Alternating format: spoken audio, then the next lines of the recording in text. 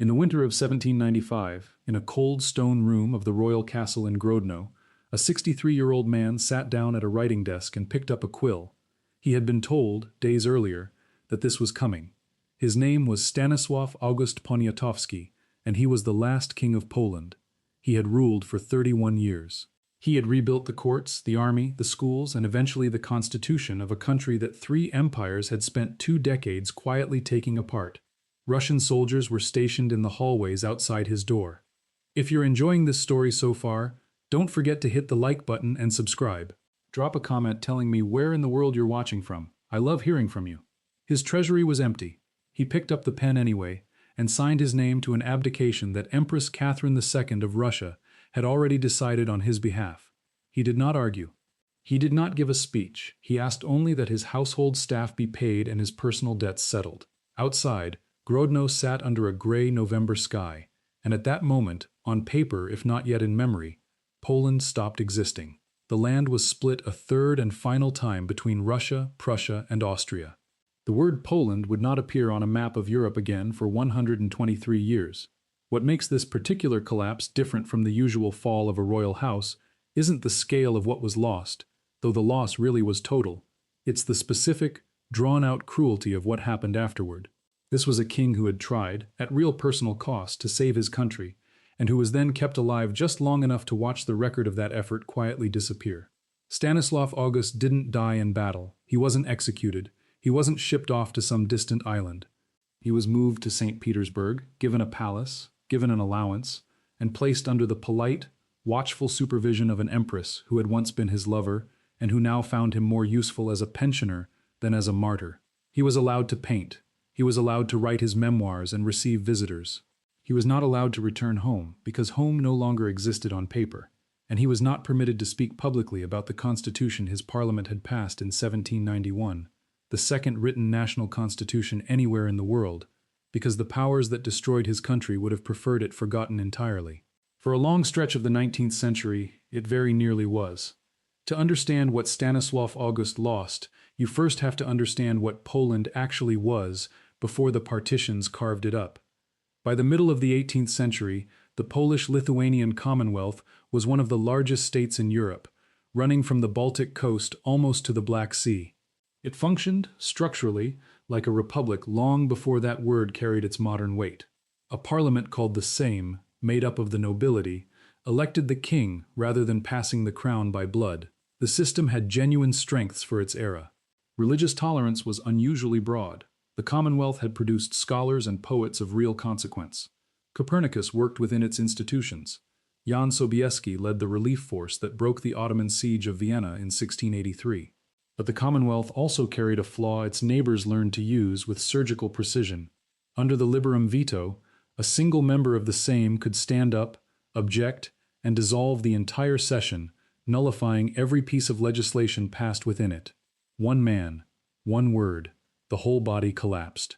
Russia and Prussia spent decades paying Polish noblemen to use that veto at exactly the moments it would hurt most, making sure the Commonwealth could never pass the military reforms or the tax laws it needed to defend itself.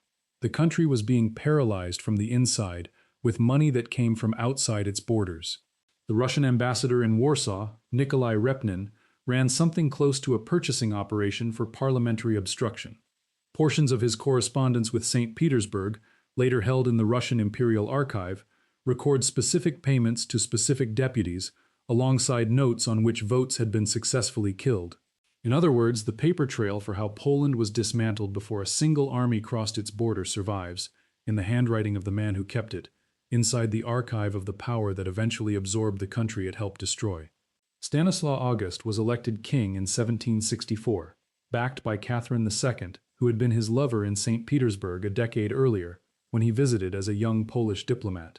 Catherine believed she was installing someone manageable, cultured enough to be presentable, dependent enough to be controlled. She miscalculated. He turned out to be neither a puppet nor a revolutionary, but something harder to manage than either, a reformer who understood exactly how limited his options were and pushed against those limits anyway, year after year, aware that each step forward risked a foreign response.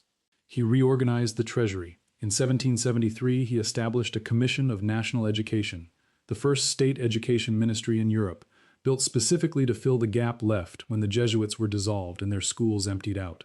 He brought Enlightenment thinking into Polish institutional life and corresponded with Voltaire, D'Alembert, and Rousseau.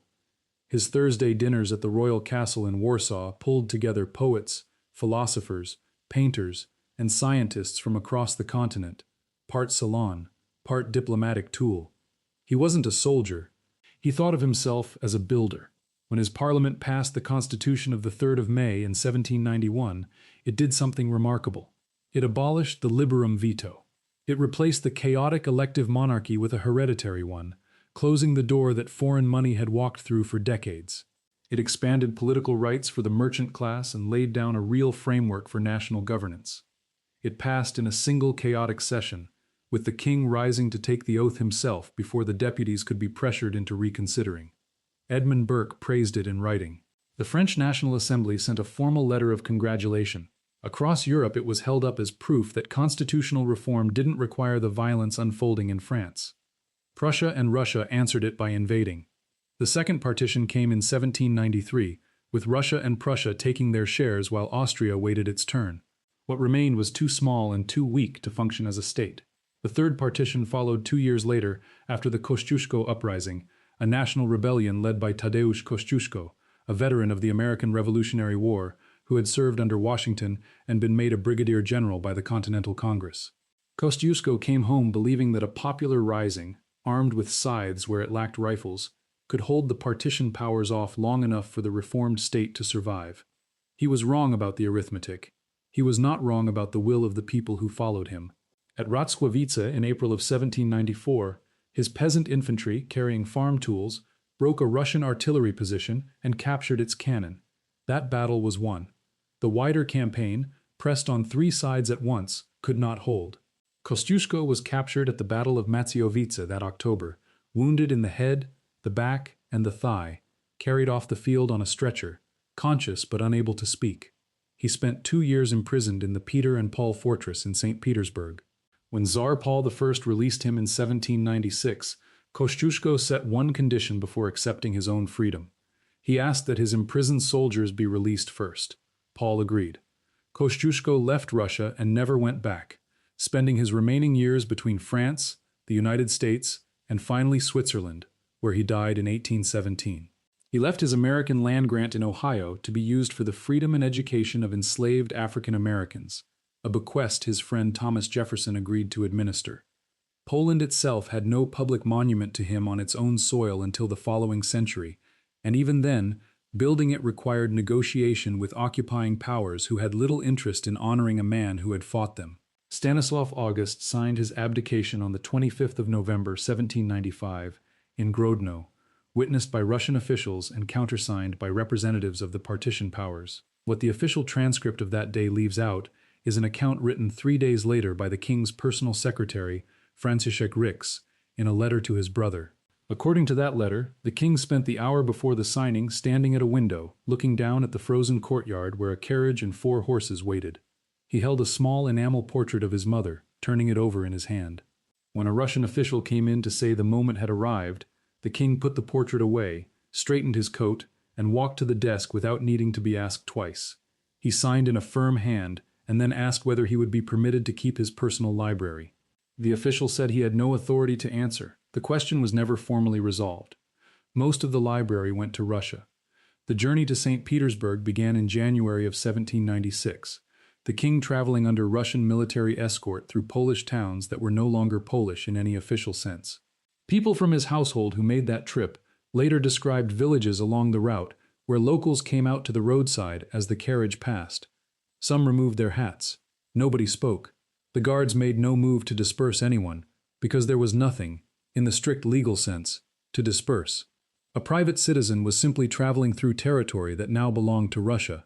Nothing about it was ceremonial, so nothing about it required prohibiting. He was given rooms in the Marble Palace in St. Petersburg, a residence Catherine had once handed to an earlier favorite and that now served, with a kind of quiet irony, as the last address of the man she had made king decades before. His household was funded at Russian expense, and he received an annual pension of 200,000 ducats, a figure that sounds generous, until you set it against the debts he had accumulated across 31 years of trying to govern and defend a country without adequate tax revenue or a real army. His debts at abdication ran past 3 million ducats.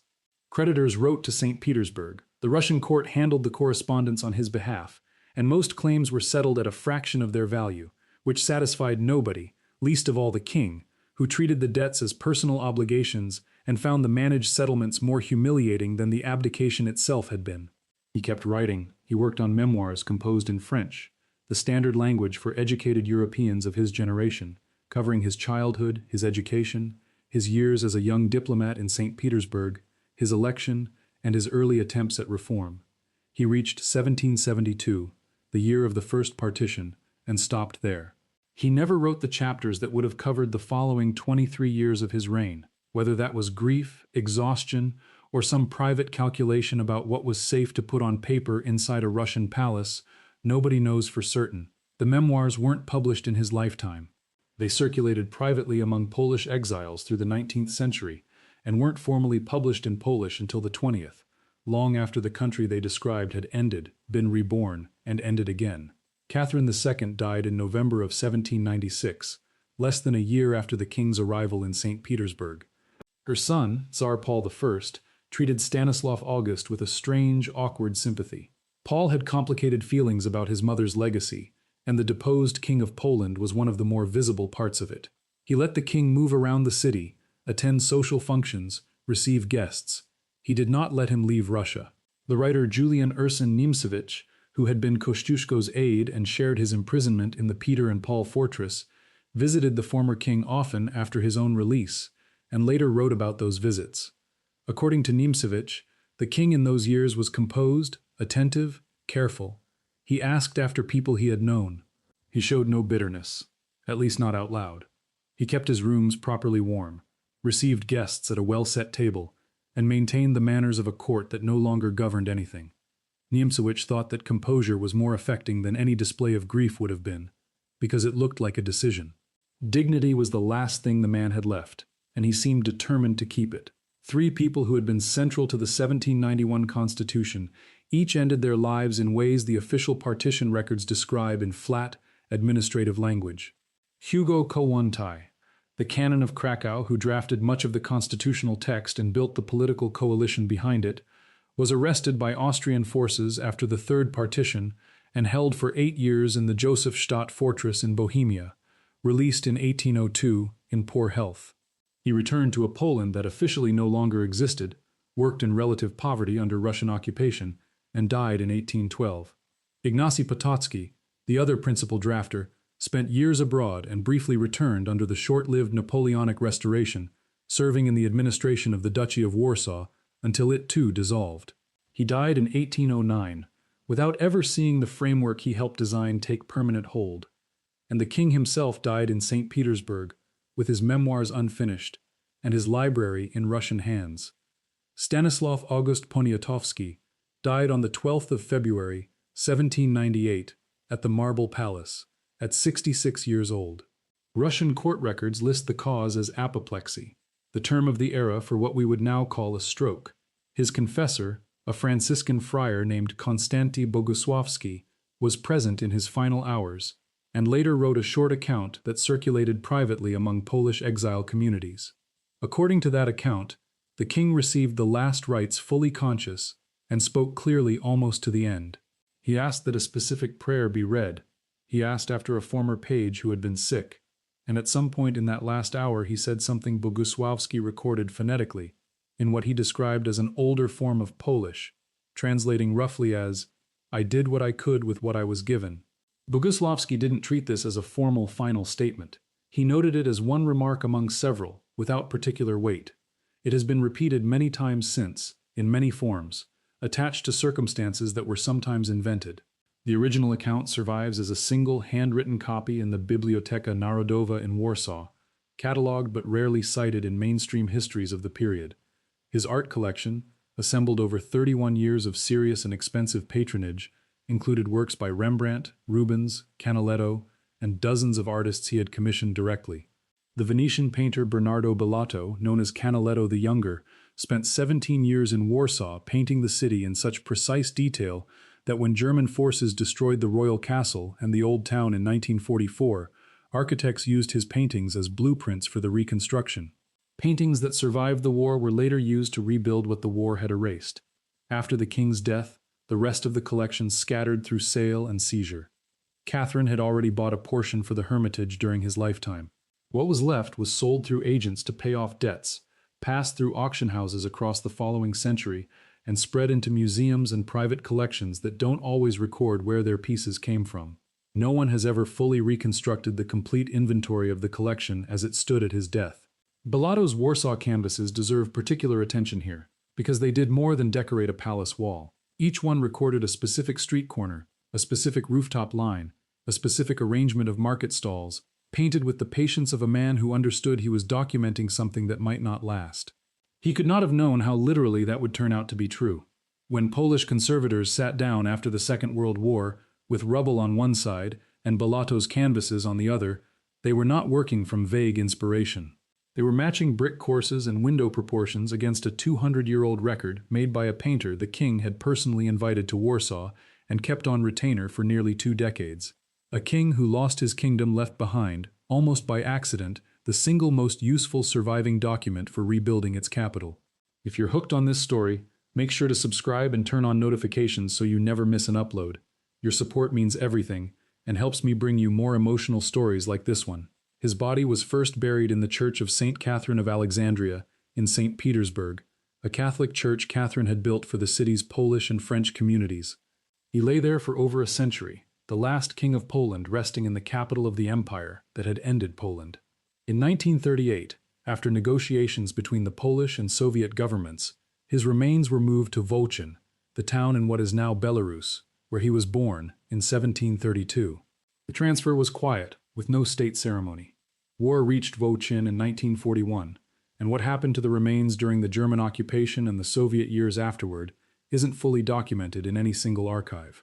In 1995, the Polish government launched a formal search and recovery effort. The remains were located and identified using records from the Diocesan Archive in Brest, then transported to Warsaw.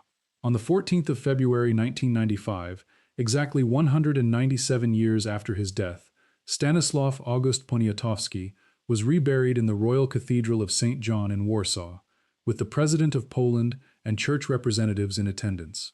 Outside the cathedral, the rebuilt streets of the old town stood in the winter light, reconstructed partly from the memory of the city and partly from the paintings of a man who had once worked for the king those streets were meant to honor. When the memoirs did finally surface in Polish print in the 20th century, historians reading them for the first time noticed something that had not been obvious from the scattered French-language excerpts that had circulated earlier among émigré scholars. The king was harder on himself than any of his enemies had ever bothered to be. He second-guessed his own diplomatic choices from decades earlier. He revisited arguments with his own ministers and, more than once, concluded that the ministers had been right and he had been too slow to listen. This is not the tone of a man building a monument to his own reputation. It reads instead like a private accounting, written for no one in particular, by someone who assumed the finished chapters would outlive whatever judgment his contemporaries had already settled on him. That the manuscript stops cold at 1772, at the first partition, and never resumes, has struck most of the historians who have studied it as the most telling absence in the entire text.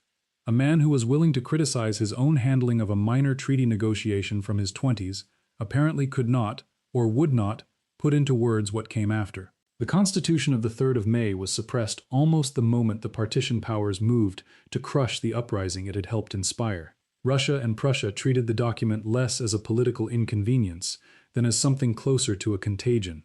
It predated the French Constitution of the same year by several months, making it the second written national constitution in modern history, after the American one of 1787.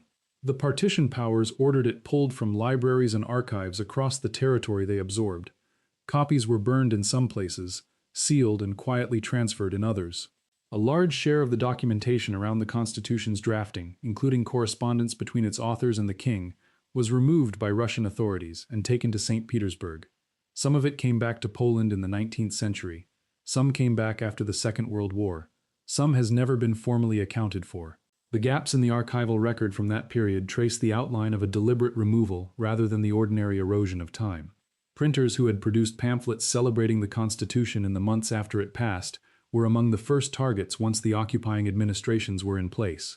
Presses were seized. In several documented cases, the type itself, the physical metal letters used to set the pamphlets, was confiscated along with the printed sheets, a detail that mattered because it meant a press could not simply reprint the same material from memory once the political climate shifted. Owning a copy of the constitutional text after the partitions carried real legal risk in Russian and Prussian-administered Polish territory, and possession of printed commentary praising it carried more risk still. None of this stopped copies from surviving. They survived in the way banned texts usually survive difficult periods, passed hand to hand, copied out by people willing to accept the risk, kept in places officials were unlikely to search. Inside Poland's own territory, all three occupying powers at different points banned public commemoration of the 3rd of May throughout the 19th century. The date survived anyway as an unofficial holiday, observed quietly at home, in churches, in gatherings the authorities couldn't easily reach. When Poland regained independence in 1918, the 3rd of May became an official national holiday, and it remains one today, marked with ceremonies at the royal castle in Warsaw, in the very hall where the Constitution passed, in front of a portrait of the king, who stood to take the oath before his own parliament could reconsider. The physical document itself is held at the Archiwum Główne Akt Dawnych in Warsaw, written in a clear secretarial hand and carrying the signatures and seals of the deputies who were present. It's fragile with age, kept under controlled conditions, and not on permanent public display, though it can be viewed with the right credentials and advance notice. The archive that houses it sits on a street that has carried the Constitution's name since 1989. The building itself dates to the 19th century, the partition period, when the archive it now holds wasn't permitted to exist in anything like its current form. The record survived anyway, kept by people who understood that an archive isn't only a account of what happened, it's also a refusal to let a single version of events be the only one that remains. The royal castle in Warsaw, where the Constitution passed and where those Thursday dinners once pulled Enlightenment Europe to a table in an occupied city, was destroyed by German forces in September and October of 1939, and then more completely in 1944, following the Warsaw Uprising. The destruction was deliberate and methodical, and German military logs recorded what was being removed and what was being burned. Some of the castle's movable contents had already been evacuated before the worst of the bombardment, hidden in churches, cellars, and private houses across the city and in collections beyond it. The building itself was reduced to rubble. Rebuilding it became a stated national priority almost as soon as the war ended, though work didn't really begin until 1971 and wasn't finished until 1984. The reconstruction was funded in large part by public donation, with ordinary Polish citizens and Polish communities abroad in places as far away as Chicago and Detroit, contributing money specifically earmarked for rebuilding a palace most of them would never personally visit. It was, in its own way, a second act of preservation carried out by people with no formal obligation to do it, echoing the earlier informal preservation of the Constitution itself. Today the castle stands restored on the Old Market Square, its rooms furnished with period pieces recovered from collections across Poland and abroad, its portrait gallery including an image of Stanisław August, painted by Marcello Bacciarelli, early in his reign. In the throne room, that portrait hangs at an angle that, if you stand near the door, seems to follow you as you walk in. The last king of Poland has no tomb in a royal crypt, no dynasty that carried his memory forward through the following century in any formal sense. What he left was a constitution used as a model elsewhere, and a memory kept alive by people who had every reason to let it go. The archive, in one sense, ends in the winter of 1795. The next real entry, in a different hand and a different century, is the record of a country that came back. There's a particular kind of quiet in the way this story ends, one that doesn't show up in most accounts of fallen monarchs. Stanislaw August wasn't martyred, and he wasn't rehabilitated in his own lifetime either. He simply outlived his usefulness to the empire that had made and unmade him, and he did it with a kind of stubborn, ordinary dignity that history has been slower to notice than it was to notice his failures. He is usually remembered, when he's remembered at all, as the king who lost Poland. The record left behind by his secretary, his confessor, and the friends who kept his memoirs circulating in secret tells something closer to the story of a man who spent his final years trying to make sure that what he had built wouldn't disappear, along with the paperwork declaring it never existed. The gap between those two versions, the official one and the private one, is where the real story sits. It sits in a letter from a secretary to his brother that never made it into any state record. It sits in a confessor's private account of a dying man's last coherent sentence, filed away and rarely cited. It sits in an archive that survived a century of occupation because the people guarding it refused to let it be swept up with everything else that empire wanted erased. None of it changes the outcome. Poland fell. The king abdicated. The country vanished from the map for over a century. But the paper trail left by the people who were actually in the room tells you something the treaties and the abdication documents can't. That the ending wasn't as clean as the men who engineered it wanted it to look, and that somewhere between the frozen courtyard in Grodno and the reconstructed streets of modern Warsaw, someone always kept a copy. It's worth sitting with what it actually took to keep those copies. None of the people involved were acting under any institutional protection. Rix had no reason to preserve his account of the abdication beyond a private letter to a brother who may never have shown it to anyone else. Bogusławski had no reason to record a dying man's minor remarks with any care at all, let alone in a form specific enough to survive 2 centuries of Polish history at its most violent. Niemcewicz could have left his memories of those St. Petersburg visits unwritten, and nobody would have known the difference. Each of these records exists because one person, at one moment, decided that something true was worth writing down, even though nobody was asking them to.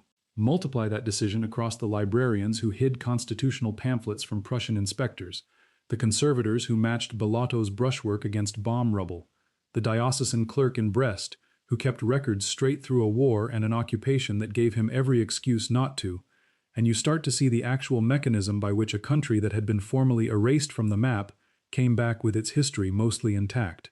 Not through any single dramatic act of resistance, but through a long accumulation of small, unglamorous decisions to keep something instead of letting it go.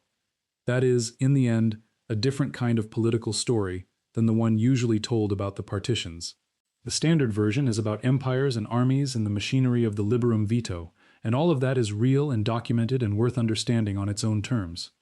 But underneath it runs a quieter story about a scattered handful of people who had no power to stop what was happening and who chose, individually and without coordination, to make sure it would at least be remembered accurately. Stanislav August himself belongs on that list, whatever his failures as a monarch. A man with every reason to burn his own record, to let the story end cleanly at the abdication and stop there, instead sat down in a foreign palace and kept writing for as long as he could stand to. Thank you so much for watching until the end. If you loved this story, check out the other videos on your screen now. I think you'll really enjoy them. And don't forget to subscribe if you haven't already. See you in the next story.